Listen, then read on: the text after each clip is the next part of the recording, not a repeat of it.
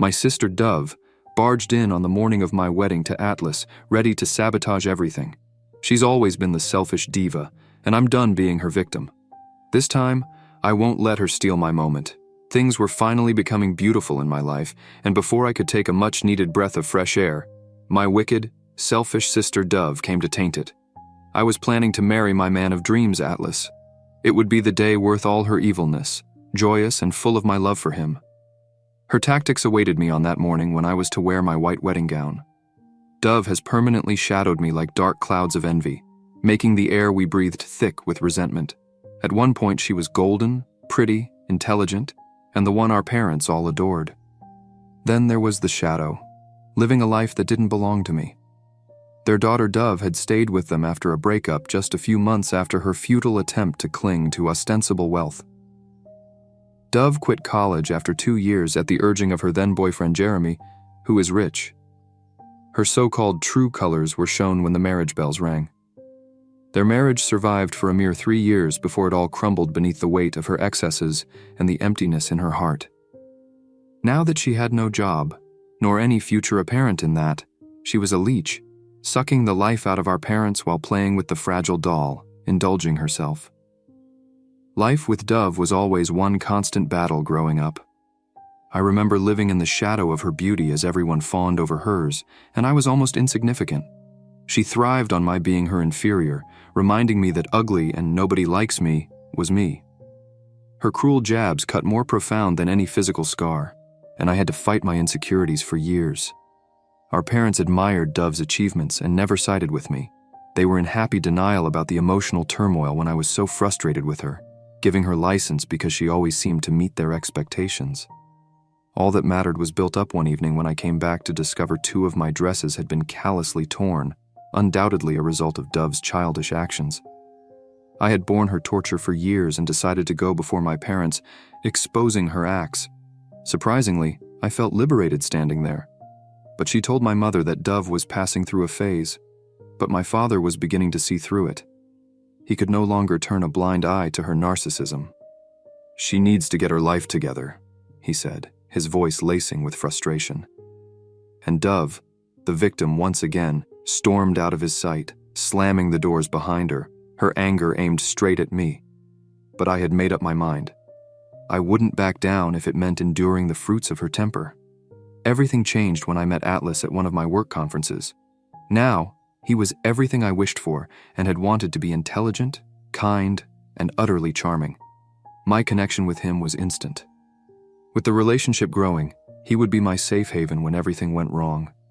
But I knew I was already so close to Dove's shadow, and I had to be cautious. I feared what she might do to sabotage my happiness, and I had no doubt she would try to come between us. Worse yet, I actually took him home to my parents.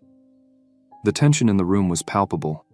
I was sure Dove would take the opportunity to make a move. Sure enough, during dinner, she flitted around Atlas like a moth attracted to a flame as she competed for his attention.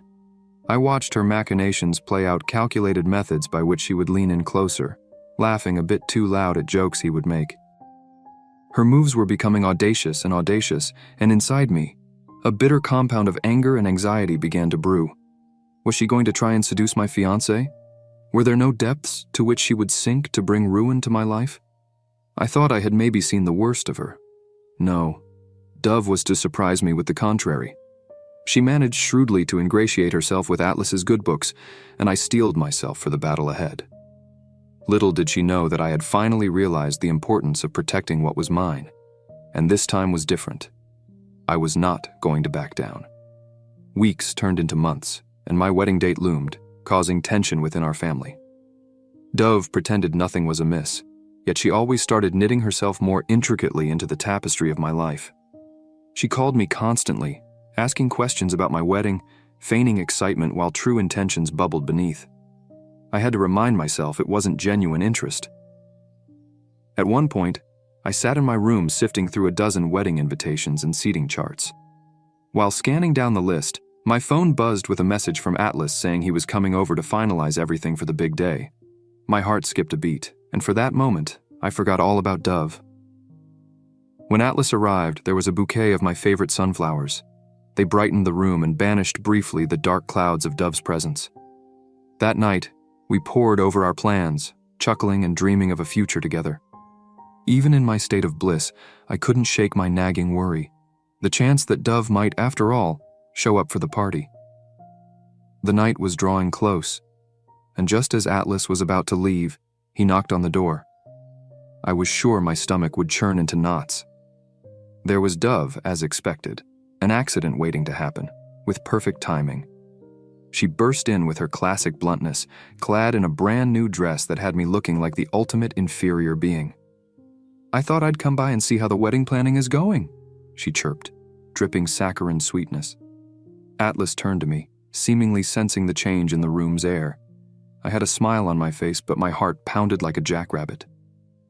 Dove continued trying to dominate the center of the conversation, then began talking to Atlas about her dress, asking what he thought about it, and making comments about my dress choice in a tone far too over the top. "Dove, perhaps you could help with some decorations," I suggested, trying to steer the conversation back to planning the wedding. I hoped she would take the bait and put her energies into something constructive. Instead, she smirked. "Why would I do that? I'll help Atlas pick out his tux. He needs to look his best, doesn't he?" Her eyes glinted with mischief as she leaned closer to Atlas, her intentions obviously forward. A sense of irritation welled within me, but I was unyielding. "Atlas is all set," I said. "Thanks, Dove, but let's keep things simple for the wedding proper." Dove's smile faltered for a moment, but steadied quickly. "Of course you know best. I want everything to be perfect." She refocused on Atlas, not having created tension. The more days passed by and the date of the wedding came closer, the bolder Dove became. She started arriving unannounced at the worst times imaginable. I sensed she planned to fracture the bonds between me and Atlas. I knew I should address her, but the fear of what may happen after kept me from it. The fight had left me within to speak up against myself, to make peace with my family. It was one last night of many feckless dinners, with Dove constantly making passive-aggressive comments. I snapped. I really stood up to her and told her exactly what was wrong. "Dove, I can no longer pretend everything is fine. You have to stop trying to undermine me, at least now." Her answer came quickly, though not unexpected. "Oh, poor little sister. Always the victim. Maybe if you didn't have such an inferiority complex, you wouldn't be intimidated by me," she taunted, venom running thick through her words. "It's not my fault you're marrying the man I could have had if I hadn't had it confirmed for me that Jeremy was not going anywhere." Then the truth slammed into me like a gut punch. She really believed Atlas belonged to her. It was as if I stood on the edge of a cliff. One wrong move and down into chaos I'd go. But I couldn't let her have this victory. "Atlas loves me, Dove. You need to accept that and let me have my happiness." No one said a word. The dense tension could be cut with a knife. Then Dove's eyes darkened, and her smile became sinister. "This is far from over. You will see." She turned on her heel and strode out of the room, leaving me shaken but resolute. With that in mind, the big day came. And though anxiety carried me, there was something hopeful with which I entered my gown. My friends finally surrounded me and conferred words of encouragement and love to me. But still, in the back of my mind, I could hear the taunting voice of Dove whispering to me that she wasn't far away. It was magic. Atlas stood at the altar, his eyes gleaming with warmth and love. As I proceeded to walk down the aisle, I could feel my parents radiating with pride, but my eyes quickly found Dove hovering at the edge of the crowd, a calculated smile spreading across her face. Finally, Atlas and I exchanged our vows and felt overwhelmed by peace. Nothing wrong could happen now. But just as the marriage was pronounced then, Dove made her move. She ran ahead of our first kiss and said something important. The gasps from the crowd pierced my ears, going deep into my heart as Dove said, "I'm only trying to remind everyone how much I've always supported my sister, even if she doesn't appreciate it. And now, let's be honest for a second. We all know who deserves the spotlight here." Her eyes riveted mine, a fierce battle of will unfolding before our friends and family. I could feel Atlas stiffen beside me, his fingers closing the vice grip around mine. "Dove, this is not your moment. Step back," he said, his voice low and firm. It was a harsh reminder of some boundaries she had crossed, and my heart overflowed with thanks for his being there with me to support this. Why don't you let the new husband speak for himself? After all, I know him much better than you do." She snapped back angrily with flashing eyes. The crowd murmurs, and I feel the tension near the tidal wave. I have to take back my moment. "This is my wedding, and I won't let you ruin it," I shouted, a steady voice against a stormy sea boiling inside me. "You tried to belittle me all my whole life, and I am done with it. This is my time to shine, not yours." Dove's face turned crimson, her mask of assurance dropping. I could see the shock inside her eyes as if she was losing her puppet. For the first time, I was in control. "That's quite enough," Atlas said, standing up. "We are here to celebrate love, not petty rivalry games. You're going to leave, Dove. This is neither the time nor the place for games." The room fell silent as Dove's glare at me revealed the rage behind her eyes. I had caught her off guard, and for once, I felt victorious. She backed away and stormed out, her exit punctuated by the banging of the church doors. The crowd clapped and cheered about my stand as I turned to Atlas. He wrapped his strong arms around me, his support well embedded into my skin, giving me a feeling of security as his shield covered me. I knew right then that my fight was worthwhile. I was standing up, not just for my wedding, but for every moment Dove had dwindled me. The rest of the ceremony was beautiful. Laughter, love, and all this joy of finally stepping into my life with Atlas.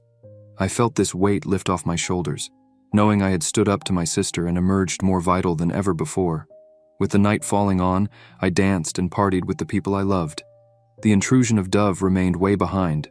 I knew that no matter what happens in life, she would always be with me, reminding me of the battles that I had to face. But at the same time, I knew that I could get above her. It was more than a wedding day. It was the freedom from my sister's manipulative chains. After all, I had mastered the art of controlling my own life. Gazing at Atlas was like staring into the very horizon itself, infinite and boundless. Life after wedding. With every passing minute, I found myself no longer just newly married to the love of my life, but free from the grasp of a toxic sister.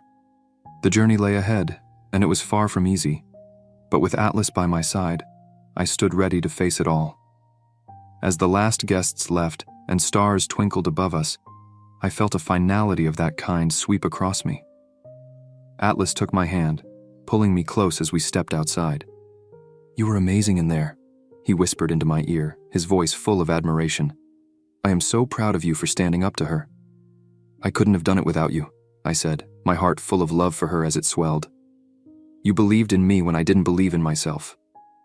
Then Atlas smiled, and in that instant, I knew how deeply we had connected. It was not a matter of love.